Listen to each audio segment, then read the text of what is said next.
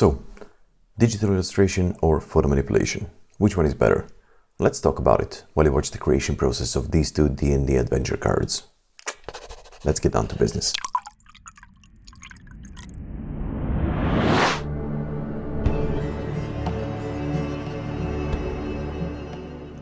I keep getting asked which one I prefer. 2 years ago, I would have said photo manipulation, no questions asked. Today, however, I'm feeling different about it. And it's not because I got better at illustration, but because the answer is not that simple. Just like everything else in life, I guess, it resides somewhere in the gray area. Hi, people on the interwebs call me Crafty, and I'm a motion graphics designer working for a marketing company and teaching motion graphics. I also dabble in illustration, constantly improving my skills so I can finally come to a point where I can create an animated scene from scratch. Therefore, if you want to follow me on the path of becoming a better illustrator and steal some tricks to the trade from me when it comes to motion graphics and animation, do consider liking this video, subscribing to my channel, and by all means, if you already did all that, turn on all the notifications by clicking that bell icon. The thing you see materializing before your eyes in Adobe Photoshop is an item I illustrated for a D&D adventure that two of my friends came up with. They go by Tabletop Music Bazaar and Venger's decks, both great creators, but most importantly, great people. If you're into tabletop RPGs as much as I am, you should really check them out. This adventure was their September Patreon exclusive, and if you join either of them over there, you can get this adventure and many more D&D goodies for a price of a double espresso. Back to the matter at hand. The process you're watching is gonna end up being a Rayskin cloak. So, since the first thing on the menu is an illustration, let's talk about the pros and the cons of it. You can create pretty much anything you can think of as long as you're able to convey your thoughts and put them into a piece of paper, be it physical or digital. The only thing limiting you is your skill. The only thing. It's not like skill is easy to acquire. It's impossible to learn everything by heart, of course, but that's where observation comes in handy. You can train your eyes to pay attention to the important details. That's something that I'm still learning, but I'm not sure the learning process ever ends, to be honest. And if your hand-eye coordination is good, the only thing stopping you from creating a good-looking piece of art is a proper reference, the amount of images in your visual library, and the time that you can spend on a single piece. Okay, some theoretical knowledge doesn't hurt either. Illustration, in my experience, takes time to learn. But it's quite liberating when you realize how much you can achieve with it and what magic you can create. For the record, I do use photos to better represent the textures on every illustration I make, but only to shorten the time it takes me to create a piece, since I usually have very little time to dedicate to it. More often than not, it's just a single hour during the day. And here it is, the final reveal of this piece. Enough about illustration, it's time to move on to photo manipulation. You're watching me sketch a creepy mask that I'm gonna assemble from multiple photos I've found on the internet, mostly Unsplash and Pexels.com.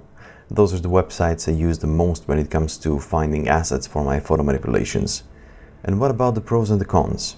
Well, in photo manipulation, finding proper assets takes a lot of time, and you might end up finding the next best thing instead of what you're looking for. So that kind of sucks, but that might create a happy accident and turn out better than you hoped for. And because I'm using adjustment layers in Photoshop, it also takes more time to mask out every single one of them to fit the scene. Now, I'm not sure if I'm being biased here, but to me photo manipulation seems easier to learn than digital illustration.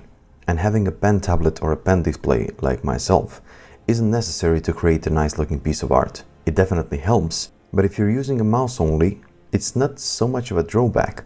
It doesn't depend on brushstrokes and your skill to represent something. That something is already there. You need to learn how to extract an asset from a photo, train your eye to adjust the colors as best as you can, and have some aesthetic sense to place it in the scene. And extracting an asset from a scene becomes easier with every new version of Photoshop. But if you're using older versions, the pen tool still works wonders. Custom brushes are all over the web. You can find whatever you need. And if you're knowledgeable enough, you can even create your own. Heck, I'm doing that all the time. And here's the final image of this card. With all that said, I feel the responsibility to give you some personal insights while I let you watch the creation process of the rest of the item cards from the adventure deck. Illustration is my childhood passion. I drew my first Donald Duck when I was only 4 years old. And when I was 6, I created a drawing of one of the characters from the Bluffers.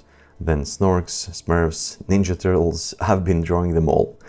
Funny, He-Man and the Masters of the Universe was my favorite cartoon ever, and I never drew any of the characters. Maybe I should do it now, you might spin on it. Anyways, getting sidetracked here. Were those drawings good? Of course not. But were they good for a kid? Most definitely yes. However, the reasons not to attend art school unfortunately outweighed the reasons to go for it. And then I got my first PC when I was 13. Lo and behold, the magic of Photoshop was in my hands. Were my first photo manipulations good? Of course not. But I always loved the idea of the computer. So, other than mostly playing Diablo 1, I was playing in Photoshop.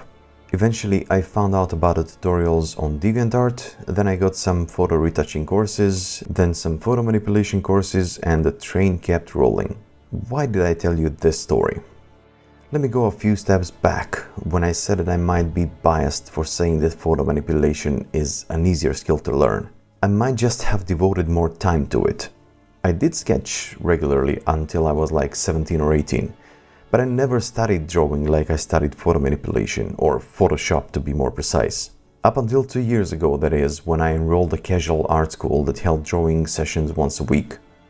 I was 36 then, my drawing instructor was 26. And I learned a lot from a dude 10 years younger than me who devoted his life to a skill that, for a long time, I thought was unnecessary for my personal growth. Oh, how wrong I was. It has liberated me so much to get back to my childhood passion. Not just that, by learning sketching and illustration, my photo manipulation skills have skyrocketed. Just because of a different understanding of visual arts that I had after devoting just 2 hours per week to it for a little over a year.